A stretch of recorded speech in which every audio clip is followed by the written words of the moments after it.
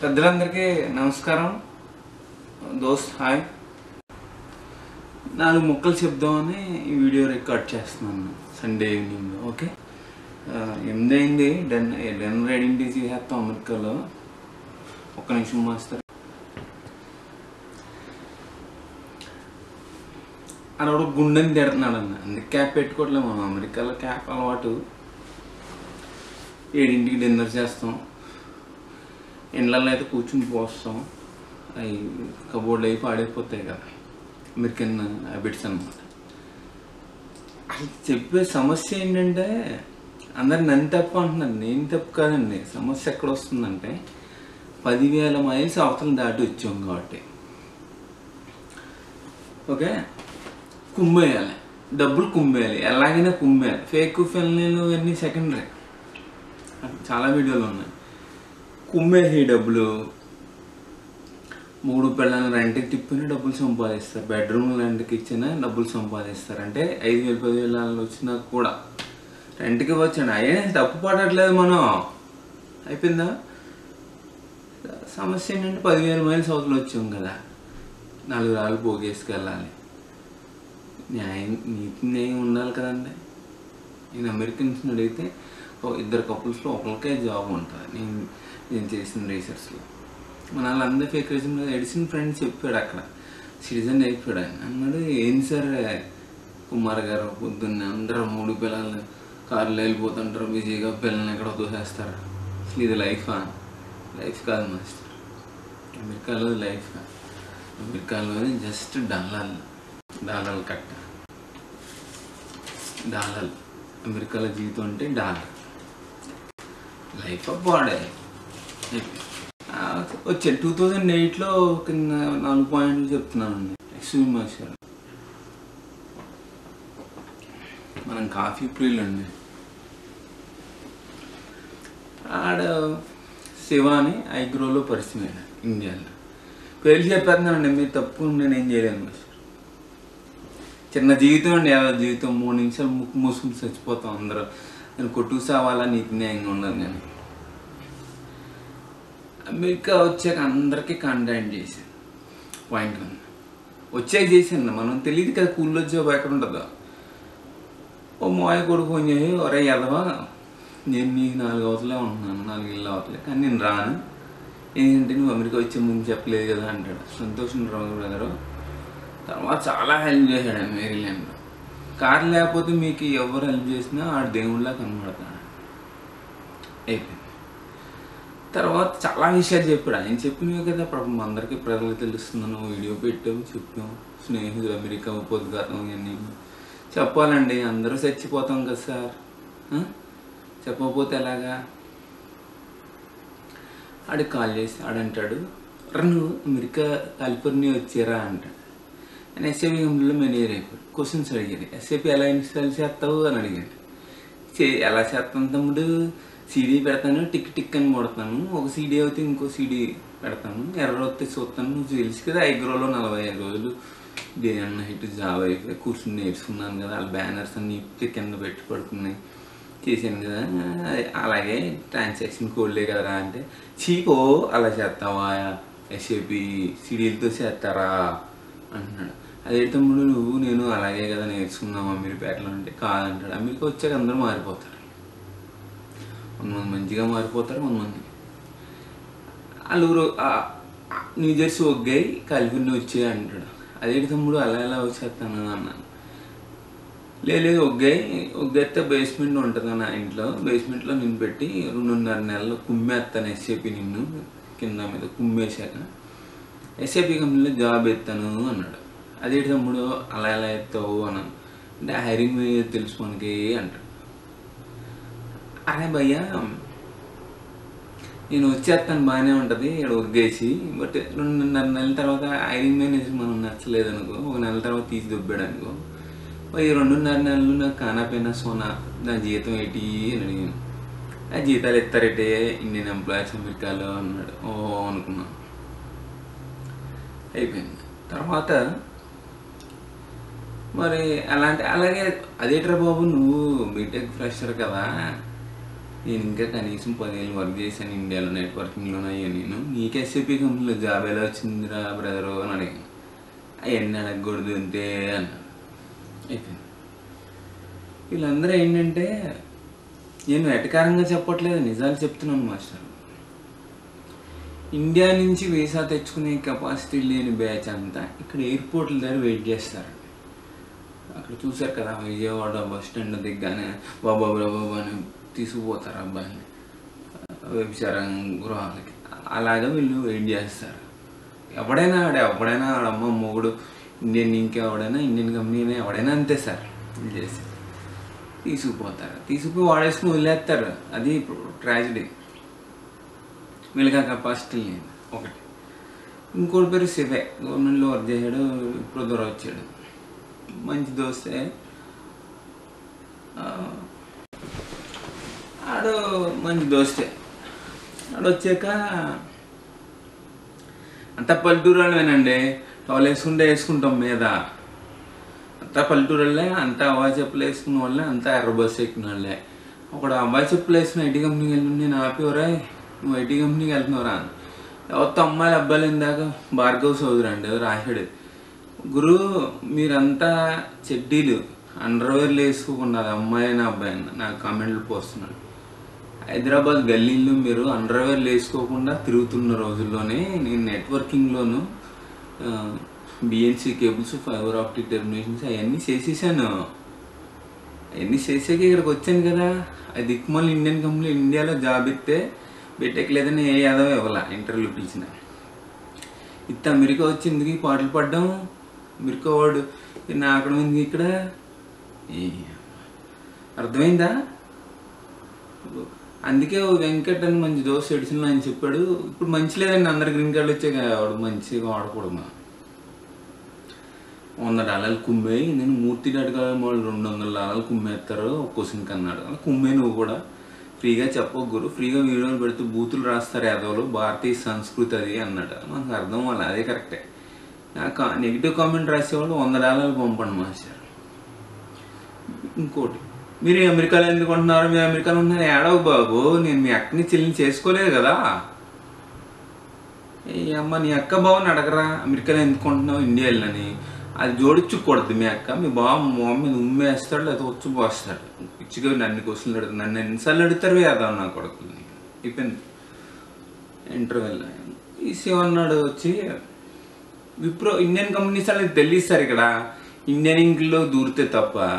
వాళ్ళని ఇండియా వెళ్ళిపోమంటారు. ఒక తర్వాత వెబ్సైట్ నుంచి బ్లాక్ చేసి పడేసాను అమ్మాయి, టీసీఎస్లో పనిచేస్తుంది.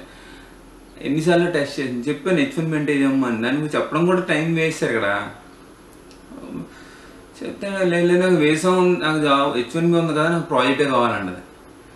అర్థం అవ్వట్లే. H1B అనేది ఎంప్లాయర్ చేయాలి, ప్రాజెక్ట్ కూడా ఎంప్లాయర్ తెప్పించాలి అనేది అర్థం అవ్వట్లే అమ్మాయికి. అంటే ఆడ వెళ్ళిపోమన్నాడంట ఇండియా, నాకు ఎలాగైనా కావాలంట. చెప్పాను 25 మిలియన్స్ అమెరికన్స్ ఎడుతున్నారు ఇక్కడ, వాళ్ళ పొట్టలు మనం కొట్టేసాం, మాకు కూడా జీతాలు ఇచ్చే ఎవరు ఇండియన్ ఇంక్లు, నీకు ఇంకా దోవలు తీరాలి ఇండియన్ ఇంక్ వస్తాను. అయితే ఇక అంటాడు ఆడ ఇండియన్ కంపెనీ కదా తెలియదు ఆడికే, ఇప్పుడు ఇండియన్ ఇంక్ వస్తాడులేండి. అప్పుడంతా లోటస్ నడిచి మేము ఎవరిని స్కిల్ అప్గ్రేడ్ చేసుకోలేము అలా. అయితే మంచి దోస్త్ వాడు నా రెజ్యూమ్ ఎవడికి ఇచ్చాడు. ఆ వెధవ తీసుకున్న వెండర్ వెధవ AT&Tలో ఫుల్ టైం జాబ్ చేసుకుంటూ వెధవన్నారు వెధవ నాకు కాల్ చేసి రాత్రి 9, మీకు చెప్పాను కదా పొద్దున్న 9 సాయంత్రం అయిన తర్వాత ఎవడైనా ఇంటర్వ్యూ కోసం చేస్తే ఆడు నెంబర్ 1 బేవర్స్ వెధవ. 8 ఏళ్ళ ఎక్స్పీరియన్స్ మీద అనుభవం మీద చెప్తున్నాను మాస్టర్. ఆ వెధవ కాల్ చేశాడు, చేసి డాటా వేర్ హౌసింగ్లో వాడు ఎక్కడో బ్యాక్ డోర్ ఎంట్రీలో కంపెనీలో క్లయింట్లోకి వెళ్ళాడు. ఇక్కడ అంతా బ్యాక్ డోర్ ఎంట్రీ వేశారు చాలామంది. వెళ్ళాడు, నాకు డాటా వేర్ హౌసింగ్ ట్రైనింగ్ ఇచ్చి బ్యాక్ డోర్ ఎంట్రీలో జాబ్ పెడతాను వచ్చామంటాడు. ఎక్కడి నుంచి? ఇప్పుడు ఉన్న ఎంప్లాయర్ దగ్గర నుంచి అడిగి వచ్చామంటాడు, అప్పుడు కరెంట్ ఎంప్లాయర్ నుంచి. ఆడ ఇంటర్వ్యూ చేశాడు. ఆడవడో గొట్టంగా ఇద్దరు ఎదవలు చేశారు. మనకి పేర్లు నెంబర్లు గుర్తుపెట్టుకోవాలి ఉంటూ ఉతికేసి ఉండేవాడిని ఎదవ చేస్తే. అలా ఎన్ని కాల్స్ అటెండ్ అయినండి వ్యభిచారులాగా. ఇంకా అదేనా బెటర్ డబ్బులు వచ్చి.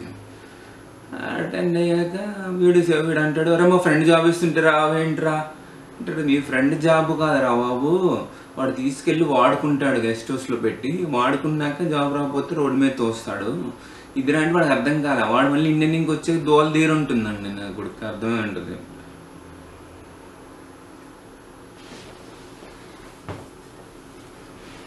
సమస్యలు ఏంటంటే అమ్మ బాబుని భారత్ని వదిలొచ్చామని ఒక రకమైన డిప్రెషన్ అండి అందరికీ, ఎవ్వడికే ఎగ్జామ్షన్. ఓకే, డిప్రెషన్ అంటే డాక్టర్ దగ్గరికి వెళ్ళాలి మాస్టర్, కుమ్మేయాలి. ఓకే, డబ్బులు కుమ్మేయాలి. 10,000 మైల్స్ అవతల నుంచి వచ్చాం కాబట్టి ఓకే వెనక్కి వెళ్ళమని అందరికీ అర్థమైపోతుంది. అమెరికాలోనే చచ్చిపోతారు సార్, గుండెల మీద చేసి చెప్తున్నాను. అమెరికా వచ్చిన వాళ్ళందరూ అమెరికాలోనే చచ్చిపోతారు. వెనక్కి ఎవడెళ్ళాడు సార్, ఎవడెళ్తాడు వెనక్కి? ఈ చచ్చిపోతారని తెలిసాక, అక్కడ అమ్మ బాబా అందరూ పోతారని తెలిసాక వీడికి ఇంకెంత లేదు, అదో రకమైన తీవ్రవాదిలాగా అయిపోతాడు. ఎందుకంటే గ్రీన్ కార్డ్ ముక్కోటి ఇవ్వరు కదా, కుక్క బిస్కెట్లు. అమెరికా వాడు బిస్కెట్ పడితే కుక్క బిస్కెట్, ఆ కుక్క బిస్కెట్ కోసం 10,000-20,000 ఇచ్చాడు కదా ఎదవా. అది వచ్చి మళ్ళీ కొత్తగా వస్తున్న అబ్బాయిలని అమ్మాయిలని ఫోన్ నేర్చుకుని కూడా కొరికేయాలి. కొరికేసి వాళ్ళని గెస్ట్ హౌస్లో పెట్టేసి వాళ్ళని నానా విధంగా మొలెస్ చేసి వాళ్ళ జీతాలు ఇవ్వకుండా కుమ్మేయాలి. టైం షీట్స్ 3 అని చెప్పాను చూడండి. 90K ఇవ్వాలి సార్ ఎవడైనా, మెడ మీద తలకాన్ని ఇండియన్ ఇంకేదం ఇవ్వబడైనా సరే. ఇవ్వకపోతే వాడు మింగేస్తున్నట్టు థంబ్ రూల్. లేదు $10 ఇవ్వాలి అంటే 50K ఇవ్వాలి, అది ఎవరు ప్రాజెక్ట్ లేని వాడు ఎవరు ఎలా ఇస్తామని అడుగుతున్నాడు ఇండియన్ ఇంక్. స్ట్రిప్ క్లబ్ పెట్టుకోకూడదురా, ఇండియన్ ఇంక్ కాదు, నువ్వు స్ట్రిప్ క్లబ్ పెట్టుకో. లేదా ఇండియా వెళ్ళి చెప్పాను కదా, మగ్గు కొనుక్కుని అడుక్కో. అంటే గ్రీన్ కార్డ్ ఉంది కదా, ఊబర్ డ్రైవ్ చేయి. ఎలా పే చేయనని అడుగుతావా? అసలు నువ్వు ఎంప్లాయర్వా? వీళ్ళందరినీ ఇలా అమ్మ బాబులు జోహాలు సార్, అమెరికాలో ఉన్న వాళ్ళందరూ వాళ్ళ అమ్మ బాబులు జోహాలు. నేనేం బాబాని బాపుని బాబూజీని వీళ్ళందరినీ కాదండి, బేవర్స్ కాడ బ్యాక్ మనీ సంపాదిస్తూ కూర్చుని బేవర్స్ మాట్లాడు. నేను కూలాడిని, నేను H1B కూలాడిని. నా టైం చాలా వాల్యుబుల్. నా ఫ్యామిలీకి ఖర్చు పెట్టాల్సిన టైం నేను ఎందుకు ఖర్చు పెడుతున్నానంటే, నేను ఇండియా వచ్చి అంటున్నాడు ఆవిడ ఇండియా వచ్చి మూతిమే కొడతాను నేను. ఇక్కడంటే లా ఒప్పుకోదు, ఏదో ఉన్నారు తప్పులు చేసి. అక్కడ ఉన్నాను కదా 30 ఏళ్ళు గవర్నమెంట్లో వర్క్ చేశాను. పేర్లు ఎందుకని ఇంకా ప్రస్తుతం ఆపుకుంటున్నాను. ఐఏఎస్ దగ్గర పనిచేస్తాను, మంచాల దగ్గర పనిచేసాను, కరప్టెడ్ దగ్గర చేశాను. కరప్టెడ్ వాళ్ళ గురించి మీడియాకి చెప్పాను, అవన్నీ చేశాను కదా. ఎద్దవా H1B ఏముందండి, తొక్క అమెరికాలో రోడ్లు వేయడానికి పిలుచుకునే కూలీల కోసం ఇచ్చిన వీసా చిన్నది. అందులో ఇంత రొంకు వేషాలు వేస్తున్నారని చెప్తేనే ఇలా అయిపోతున్నారు. ఇండియా వచ్చినట్టు ఉపయోగ కొడుతున్నాను, తప్పు చేసినాను, అయిపోయింది.